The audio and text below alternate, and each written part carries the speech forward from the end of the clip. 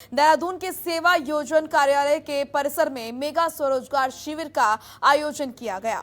मुख्यमंत्री पुष्कर सिंह धामी ने शिविर का शुभारंभ किया। इस मौके पर खादी ग्रामोद्योग विकास मंत्री गणेश गोदियाल जोशी भी मौजूद रहे। कार्यक्रम में विभिन्न क्षेत्रों में स्वरोजगार करने वाले लाभार्थियों को चेक भी बांटे गए। मुख्यमंत्री पुष्कर सिंह धामी ने कहा कि स्वरोजगार के क्षेत्र में लोगों को लाभ देने के लिए सरकार कई योजनाएं चला रही है।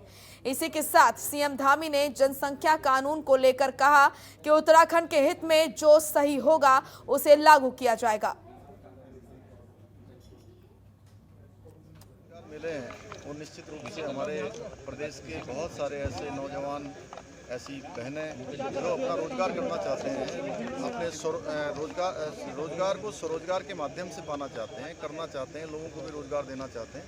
तो इस प्रकार के मेलों से निश्चित रूप से उन सभी को लाभ मिलेगा और हमने कहा है कि इस पर सरलीकरण की प्रक्रिया अपनाई जाए और जो लोग अपना स्वरोजगार करना चाहते हैं उन सभी को ज़्यादा न भटकना पड़े और ज़्यादा काउंटरों पर न जाना पड़े, उसके लिए आगे और अच्छी व्यवस्था हो। जनसंख्या कानून पर देखिए, हमने पहले ही कहा है कि उत्तराखंड राज्य के हित में जो भी कानून होंगे, जहाँ जहाँ जनसंख्या का अगर एक घनत्व बढ़ने की बात आ रही है, तमाम जगह पर इस प्रकार की बात आ रही है, हमारे पर्यावरण की भी बात आ रही है, उस सब पर हम लोग विशेष रूप से काम कर रहे हैं। उसके लिए हम लोगों ने अलग से अपना होमवर्क कर रहे हैं। तो उत्तराखंड के पूर्व सीएम त्रिवेंद्र सिंह रावत ने पीएम और गृह मंत्री के उत्तराखंड दौरे को लेकर संभावना जताई है और उन्होंने साफ कहा है कि प्रधानमंत्री नरेंद्र मोदी और गृह मंत्री के दौरे को लेकर जानकारी उन्होंने दी, जिसे लेकर हमारे संवाददाता उत्तराखंड ब्यूरो चीफ सुरेंद्र ढाका ने पूर्व सीएम त्रिवेंद्र सिंह रावत से खास बातचीत की। सुनिए क्या कुछ कहा उन्होंने। भारतीय जनता पार्टी के बड़े नेता, शीर्ष नेता, केंद्रीय नेतृत्व में गृह मंत्री के आने की चर्चा है उत्तराखंड में। हमारे साथ पूर्व मुख्यमंत्री त्रिवेंद्र सिंह रावत मौजूद हैं, हम उनसे बात करेंगे। अभी बताइए, अभी बीजेपी चुनावी मोड में है और ये कहा जा रहा है कि संभावित दौरा है गृह मंत्री अमित शाह जी का। हाँ, उनके पास गृह और सहकारिता मंत्रालय है, तो मेरे संज्ञान में आया है कि मुख्यमंत्री घसियारी कल्याण योजना जो सरकार ने लागू की है, उसके उद्घाटन के लिए हमारे जो गृह और सहकारिता मंत्री हैं माननीय अमित शाह जी, वो यहाँ पर उनका संभावित कार्यक्रम है 16-17 अक्टूबर। तो ये बहुत ही अच्छी और कल्याणकारी योजना है। एक ये भी चर्चाएं हैं कि प्रधानमंत्री अमूमन केदारनाथ, बाबा केदार के दर पर आते रहे हैं, तो उनकी भी संभावित दौरा, ये कहा जा रहा है कि प्रधानमंत्री भी बाबा केदार के दर्शन करने आ सकते हैं। देखिए, ये भी संभावित है 7 अक्टूबर को एम्स ऋषिकेश में आने का उनका एक संभावित कार्यक्रम है। वहाँ एक ऑक्सीजन प्लांट नया लगा है और वो एक विशिष्टता भरा हुआ प्लांट है, संभावना है और एम्स प्रशासन उसके लिए तैयारी कर रहा है। कांग्रेस ये कह रही है कि जो आ रहे हैं प्रधानमंत्री हों चाहे गृह मंत्री हों, वो इसलिए बुलाया जा रहा है कि बीजेपी की जो प्रदेश में हालत है वो खराब है।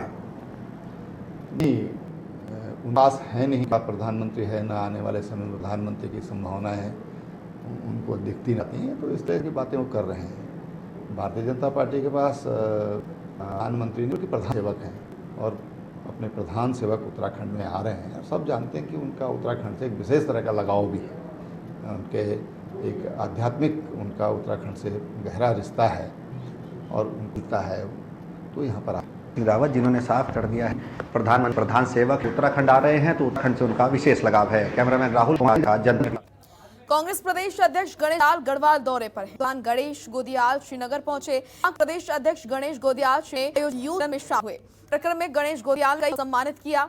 इस दौरान गणेश गोदियाल ने श्रीनगर को नगर निगम बनाने के फैसले को गलत बताकर इसे राजनीतिक द्वेष की भावना के तहत लिया गया फैसला बताया। साथ ही स्थानीय विधायक और कैबिनेट मंत्री धन सिंह रावत पर जमकर निशाना साधा और कहा कि श्रीनगर विधानसभा में धन सिंह रावत ने बीते 4.5 सालों में कोई विकास का काम नहीं किया है।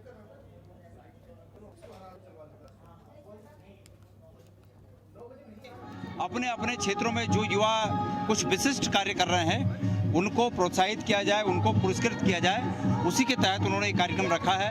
हमें भी आमंत्रित किया, मुझे खुशी है। मैं धन्यवाद देना चाहता हूं कि हम लोगों को भी इसमें आमंत्रित किया गया है और एक बहुत अच्छा कार्यक्रम यहाँ पर हमारे युवा कांग्रेस के लोग कर रहे हैं। ये हमेशा रहा है कि यूथ कांग्रेस के कोटे से हमारे कई साथी टिकट पाए हैं, कई साथी विधायक हुए हैं और ये अनवरत जारी रहेगा।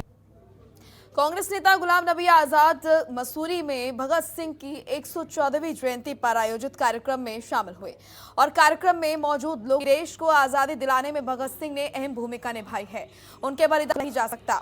इस कार्यक्रम में भगत सिंह के प्रपौत्र करण सिंह संधू, शहीद अशफाक उल्ला खां प्रपौत्र अशफाक उल्ला, शहीद सुखदेव के प्रपौत्र अनुज थापर को स्मृति चिन्ह देकर सम्मानित किया गया। साथ ही राम मोहन राय की पत्रिका नित्य नूतन वार्ता का विमोचन भी किया गया।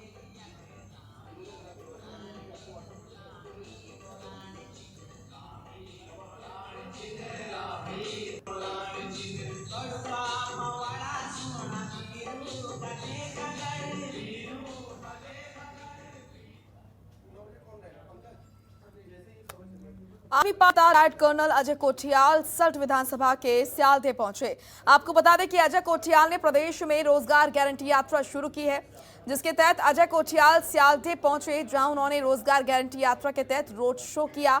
इस दौरान आम आदमी पार्टी के कार्यकर्ताओं और युवाओं में काफी उत्साह देखा गया। वहीं सियालदे में अजय कोठियाल का भव्य स्वागत समर्थन मिला।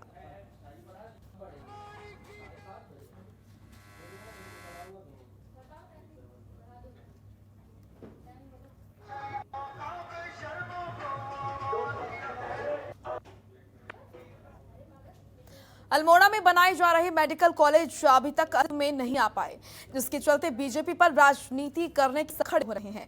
वहीं अल्मोड़ा सांसद अजय टमटा ने बीजेपी का पक्ष लेते हुए कहा कि मेडिकल कॉलेज के लिए पर्याप्त मात्रा में बजट सरकार किया है और गति से इसमें काम कीजिए कर कहा। बीजेपी काम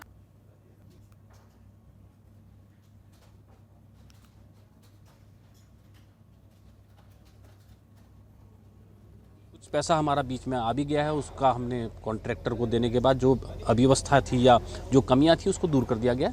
हम काम कर रहे हैं और इसलिए ये किसी राजनीतिक पार्टी का वो नहीं है, ये अल्मोड़ा का, पूरे पिथौरागढ़ का, बागेश्वर चंपावत का केंद्र है और इसी मेडिकल कॉलेज के माध्यम से बहुत सारे लोगों का जीवन बचाया जाएगा, लोगों को सुविधा दी जाएंगी।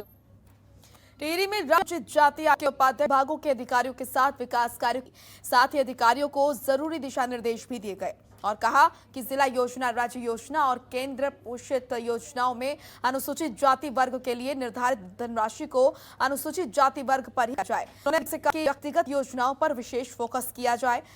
मुर्गी पालन, बकरी पालन, गाय भैंस पालन जैसी व्यक्तिगत योजनाओं का प्रचार किया जाए। साथ ही इन योजनाओं का मन कन्वर्जन कर बकरी बाड़ा, मुर्गी और मत्स्य तालाब बनवाकर इसका लाभ लाभार्थियों को दिया जाए।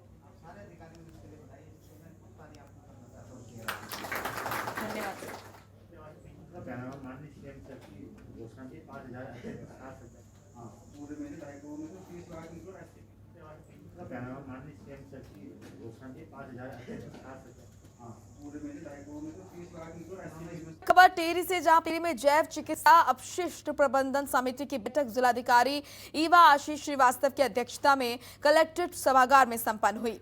जिलाधिकारी ने जिले की सभी स्वास्थ्य इकाइयों, पशु चिकित्सालयों को पॉल्यूशन कंट्रोल बोर्ड में 100% पंजीकरण करवाने के निर्देश दिए। इसके अलावा जिलाधिकारी ने जिले की सभी नगर निकायों के अधिशासी अधिकारियों को निर्देश दिए कि कूड़ा वाहनों में बायोमेडिकल न डाला जाए। मुख्य चिकित्सा अधिकारी डॉक्टर संजय जैन ने बताया कि जिले में स्वास्थ्य विभाग की 282 इकाई है, जिसमें से जिला चिकित्सालय बोराड़ी और श्रीदेव सुमन संयुक्त चिकित्सालय नरेंद्र नगर से बायोमेडिकल वेस्ट का उठान और निस्तारण कंपनी की ओर से किया जाता है।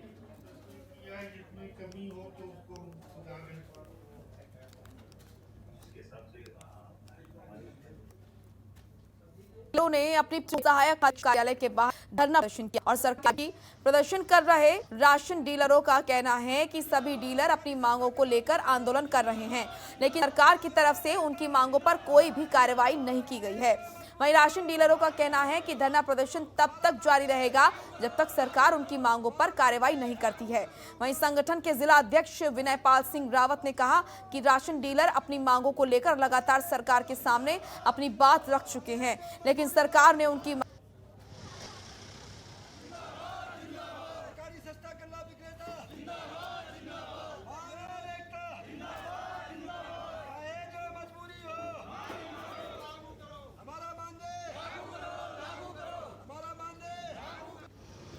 बाद वो जाके हमें सरकार मानदेय की व्यवस्था करे, क्योंकि 1 नेशन 1 कार्ड की जो व्यवस्था लागू हो चुकी है, इस पर राशन कार्डों की संख्या के आधार पर कोई गणना नहीं की जा सकती है, क्योंकि कोई भी उपभोक्ता किसी भी दुकान पर राशन ले सकता है। इसलिए सरकार यह न सोचे कि किसी के पास कम राशन कार्ड ज़्यादा है कि कम है, क्योंकि 1 नेशन 1 कार्ड का मतलब है कि कोई भी उपभोक्ता किसी भी दुकान पे एट ए टाइम कहीं भी राशन ले सकता है। इसलिए सारी दुकानों की व्यवस्था एक जैसी मानी जाए। और खबरों के निष्पक्ष विश्लेषण के लिए सब्सक्राइब करें Janatantra TV and press the bell icon. Never miss any update.